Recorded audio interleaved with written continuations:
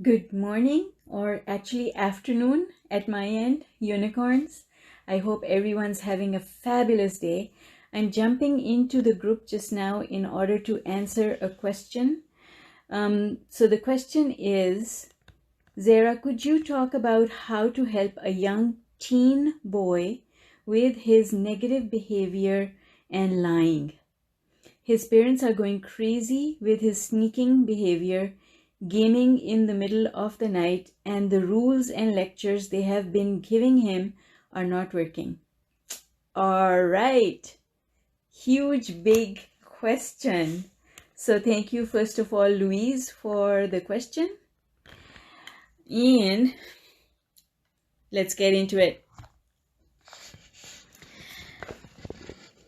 The problem, Louise, is equally between the parents and the child. Both of them need adjustment. It's not just the child. The more parents make rules for children, then the more they take the freedom of the child away. And freedom is natural to humans. Gravitating or wanting our freedom is natural. When someone feels that they are in a prison, they want to break out. And you can be in a prison in the middle of a relationship with someone that you care about. You can be in a prison in your job. You can be in a prison in your business as well.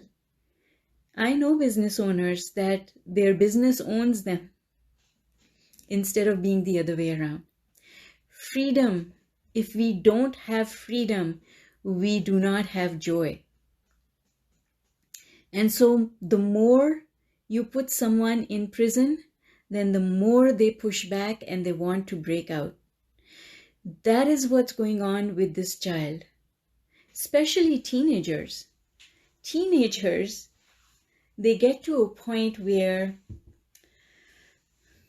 they start learning what society is teaching them or trying to teach them. And teenagers invariably come to a point where they look at what is going on in the world and they say, because they have this intuitive knowing, I don't want this.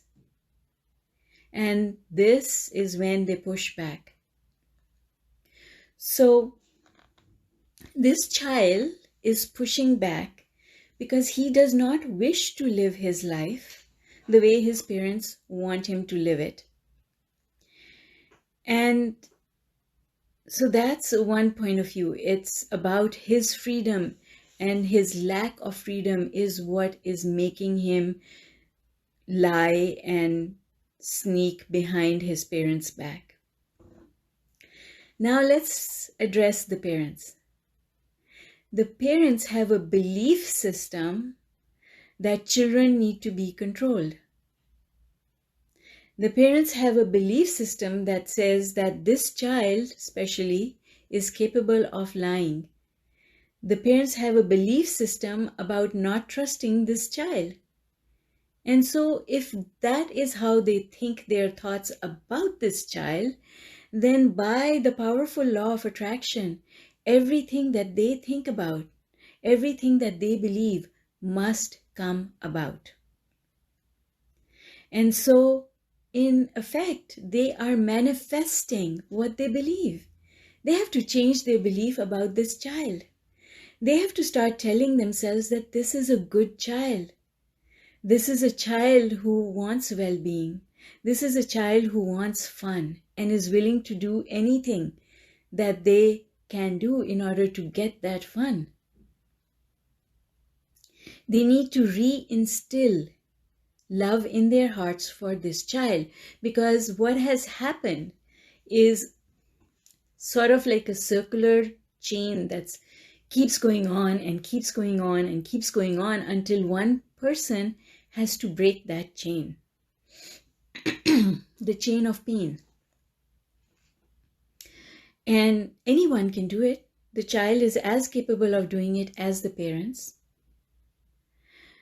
Here's how it works. Children want to feel loved always. That is primary. What happens with parents is that they start withdrawing unconditional love from the child when they find that the child is not listening to what they are saying. And they develop a history of like a little black book where they start keeping a record of the child's behavior. And so they have this long list that says, you did that and you did that and you did that. And every time they make a note of something that they did not like that the child did, they are withdrawing a tiny little bit of their love from the child. They are human, they can't help it. So their love from being unconditional love, because the child is so perfect when they are 6 months or 1 year old or even at age 2, that love starts getting pulled back in little bits as the child grows older, because the parents are hanging on to things rather than letting them go. So by the time the child gets to their teenage years, a large chunk of that love is now gone. It's gone from the tonality of voice with which the parents address the child. Their voice is harder than it used to be before. It is gone from the care that they take in doing things for the child. It is gone from the hugs that they give the child. It is gone from the way they look at the child. It's gone from their vibration towards the child. And the children are psychic. They can feel when that little bit of vibration towards the child changes, the child feels it. And the child reacts to that pullback. And it shows up in their behavior. Now the child does not feel loved. Even though theoretically the parent loves the child, and I say theoretically because they are really not loving in their tone of voice. They are really not loving in the way they see the child. They are really not loving in the way they embrace the child or touch the child. They are really not loving in the vibration that they're sending to the child. The child has antennas and is picking up all of that evidence of their lack of love. And then the child reacts because the child just wants the parent's unconditional love. That's all. And when the children are shown unconditional love, they are open to listening to what the parents are saying. But if the child does not feel loved, the parents can sing their sermons till the cows come home. The child will not hear it, will not heed it. But when the child feels loved, then the child does things for the parents. Even though the child may not want to do them, but the child will do them because the child loves the parents back by doing the things that the parents are asking the child to do. So it's really important for the parents to reinstill love in the way they treat this child. Make the child feel love. My book about parenting, which is called Is This Apple From My Tree? The first line in the book is, we all love our children, but do our children feel loved? And when a child does not feel loved, they will act out in so many different ways. Now, let's get back to freedom. Whether you love the child or you do not love the child anymore because you are so fed up with their behavior, you can still let the child decide. you can still let the child have its freedom, his or her freedom. When the child has freedom, they can decide, they can make their own mistakes and decide from the consequences of their mistakes or their consequences of their actions, what works and what does not work. Long ago, I learned from Abraham that it is best to leave children alone. So my son, just like this teenager, wanted to play video games all night and did not want to wake up in the morning to go to school. So you know what I did? I did nothing. I told him, okay, you want to play and you don't want to go to school? That's fine. You live with the consequences. And when the consequences happen, you get to decide whether you want to continue or you want that to stop. You figure it out. And so, if he said he wasn't ready to go to school in the morning, I let him sleep. He missed school